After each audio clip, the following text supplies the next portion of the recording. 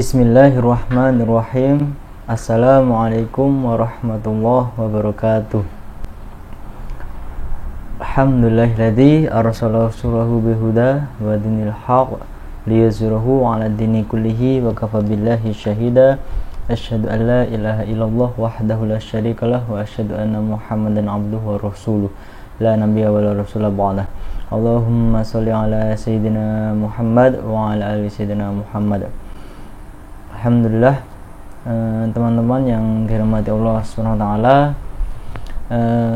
pada kali ini saya ingin sedikit menyampaikan sebuah sejarah Islam, sejarah yang luar biasa yang terjadi di bumi Andalusia, yaitu sejarah peradaban Islam yang ada di Andalusia.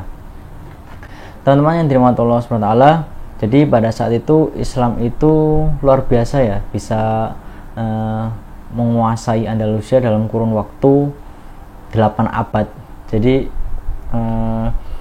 kekuasaan yang paling lama ya, kerajaan yang paling lama, kekuasaan Islam yang paling lama yang ada di dunia. Nah, insya Allah saya akan sedikit bercerita ya tentang kekuasaan umat Islam yang ada di Andalusia. Bagaimana proses dari menguasai, terus ada konflik-konflik di dalamnya, ada pengkhianatan, ada perang suku. Jadi Masya Allah, banyak sekali kisah yang dapat kita ambil hikmahnya. Nah, jadi teman-teman, Islam masuk di Andalusia itu pada tahun 92 Hijriah. Jadi pada saat itu gubernur pada zaman Bani Umayyah yang ditugaskan pada saat itu adalah Musa bin Nusair. Jadi Musa bin Nusair ini menugaskan Tariq bin Ziyad untuk jihad ekspansi di bumi Andalusia. Nah, jadi bumi Andalusia ini yang saat ini terkenal dengan nama Spanyol ya. Jadi kalau sekarang yang terkenalnya itu Real Madrid, Barcelona, Valencia, itu dulunya Islam sudah menguasai kurang lebih selama 800 tahun pada saat itu. Jadi luar biasa. Saat ini pun hanya tinggal cerita ya, Islam itu di Spanyol. Walaupun mungkin ada juga beberapa Muslim yang ada di Spanyol. Nah, jadi teman-teman, ketika Tariq bin Ziyad ini berhasil menguasai Andalusia ya, terutama di Afrika Utara, masuki benua biru. Jadi ketika sejak awal menguasai Andalusia, umat Islam itu langsung membangun pondasi-pondasi peradaban. Jadi hingga saat itu Andalusia itu menjadi menara ilmu dan juga agama di jantung Eropa.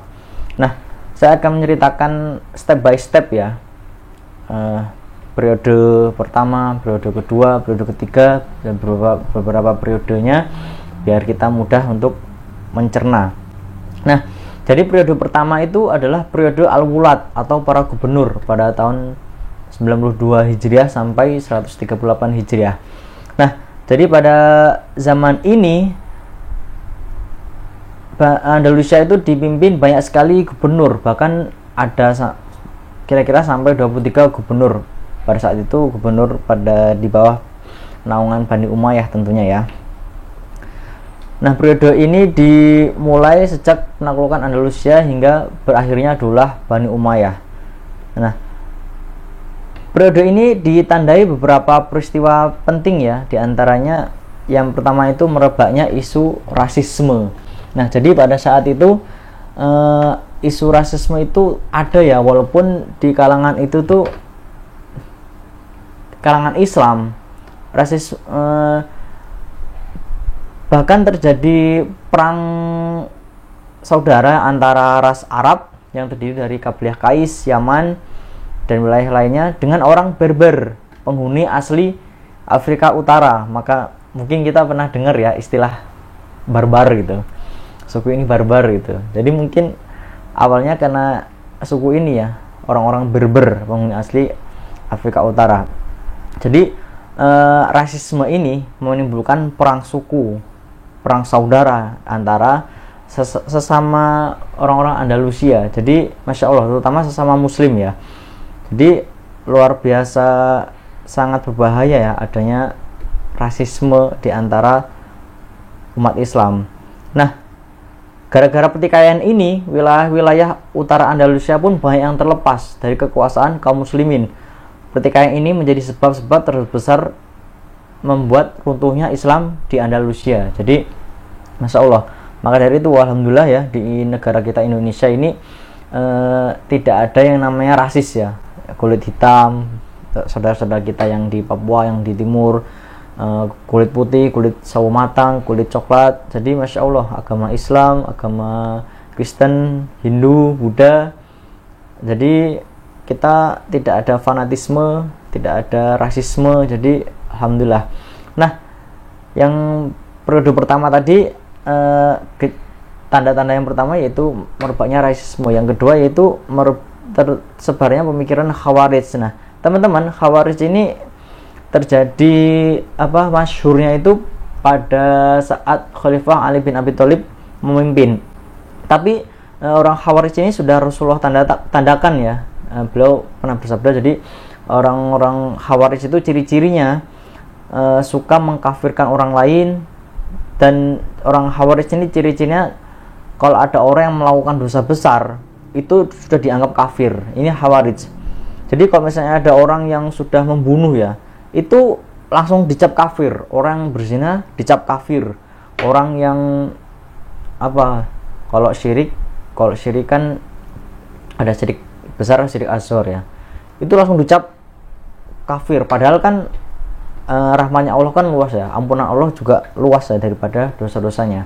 Nah, orang Khawarij ini ya, kalau teman-teman tahu, kalau dia membaca Al-Quran itu kita minder dengerin bacaannya, karena bacaannya itu bagus banget, tajwidnya bagus, jadi sangat fasih sekali. Kalau dia sholatnya itu lama dan juga khusyuk.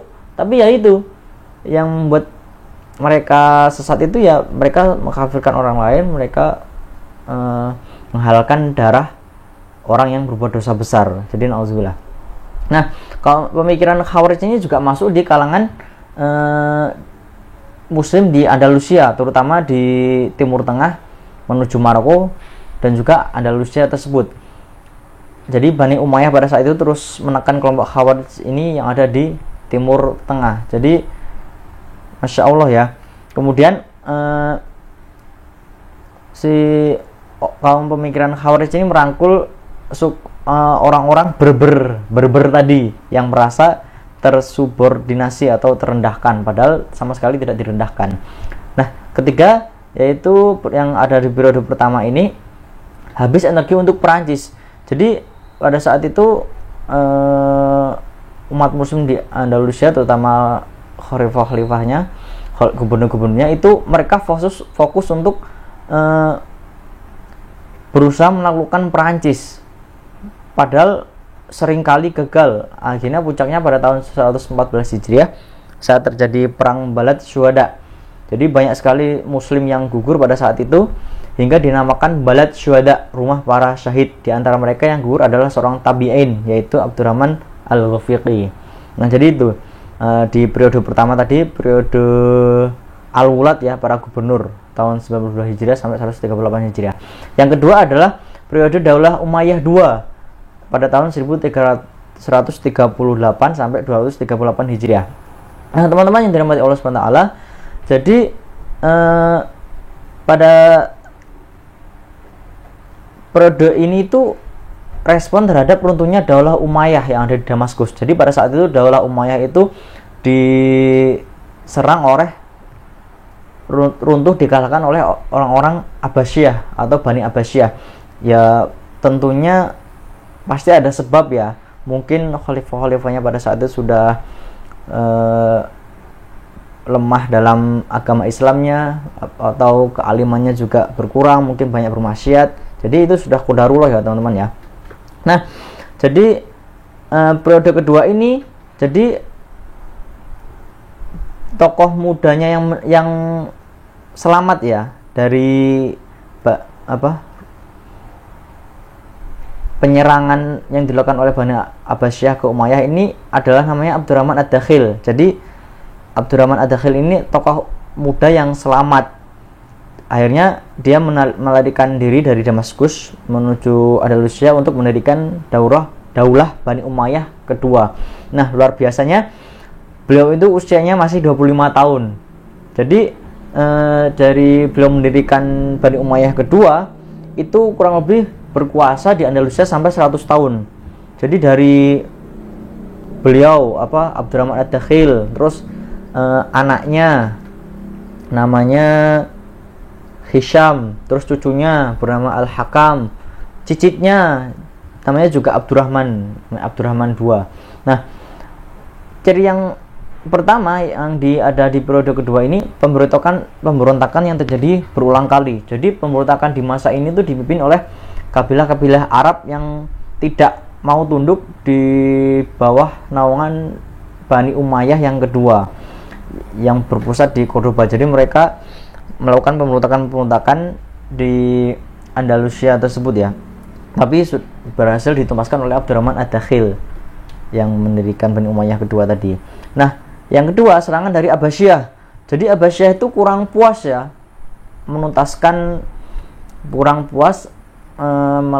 menyerang Bani Umayyah yang ada di Damaskus. Jadi mereka menuntaskan misi mereka untuk menguasai Bani Umayyah yang ada di Andalusia. Tapi qadarullah Bani Abbasiyah yang menyerang Bani Umayyah kedua yang ada di Andalusia ini tidak berhasil atau gagal. Nah, yang ketiga adalah serangan dari kerajaan Eropa. Jadi kerajaan Eropa, kerajaan Nasrani itu mereka melihat kejayaan yang ada di Bani Umayyah kedua yang ada di Andalusia ini. Akhirnya timbullah dari mereka untuk menyerang dari daulah Bani Umayyah kedua ini. Tapi karena kerajaan mereka, terutama kerajaan Aragon dan juga Lyon ini, mereka tidak sepadan dengan kekuatan Bani Umayyah kedua pada saat itu. Akhirnya mereka pun juga gagal. Nah, yang keempat adalah masa kejayaan.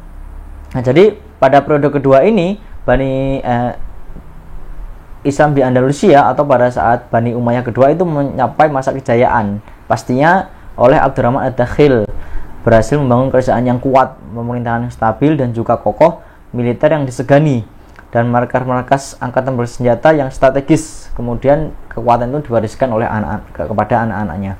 Yang kelima adalah pembangunan yang pesat. Jadi setelah masa kejayaan tentunya pembangunan juga pesat ya, karena pada saat itu mereka itu kompak Islamnya, tidak ada pemberontakan terutama dalam internal. Jadi pembangunan yang pesat ini khususnya ada pada cicit beliau Abdurrahman II, kan tadi 4 ya. Jadi pembangunan ini pesat, kemakmuran tersebar, bahkan sebagian mereka itu hidup dengan mewah. Jadi masa kejayaan ini lama-lama lalai karena mereka selalu lalai dengan kemewahan mereka. Akhirnya muncullah tempat-tempat musik dan juga aktivitas-aktivitas yang sia-sia. Nah, yang keenam adalah muncul seruan pemberontakan terhadap daulah Umayyah II. Jadi seperti itu, karena sudah melihat mereka itu, terutama umat Islam pada saat itu lalai ya, karena hidup mewah, terdapat juga musik-musik, aktivitas yang sia-sia. Akhirnya mereka diserang oleh pemberontak. Nah, periode ketiga itu kemunduran tahap pertama, yaitu pada tahun 208 Hijriah sampai 300 Hijriah. Jadi kurang lebih 62 tahun. Nah, akhirnya setelah muncul pemimpin-pemimpin yang kuat dari negara-negara yang maju, jadi sunatullah berjalan, tidak selamanya kejayaan itu hadir. Demikian pula dengan daulah Umayyah yang kedua. Jadi pada tahun 238 ini periode kemunduran itu dimulai. Jadi pada masa ini daulah Umayyah itu dipimpin oleh 3 raja saja yang menghadapi pemberontakan di wilayah pembatasan. Jadi tanda yang pertama adalah terjadi disintegrasi. Jadi banyak wilayah yang menyatakan merdeka dari kekuasaan Daulah Umayyah di Cordoba, terutama wilayah utara dan juga selatan.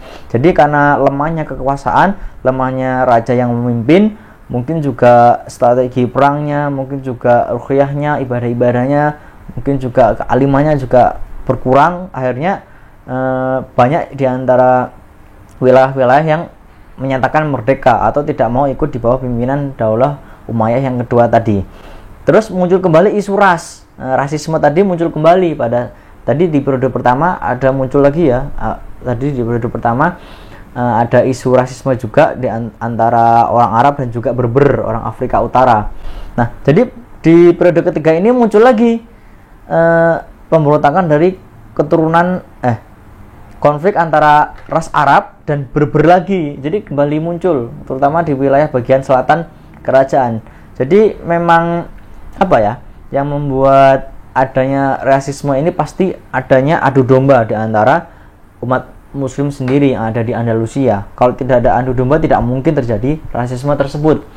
Jadi begitu teman-teman, sangat bahaya ya kalau misalnya adanya adu domba, adanya saling hasut menghasut, saling tidak suka menyukai ya di antara kaum muslim sendiri.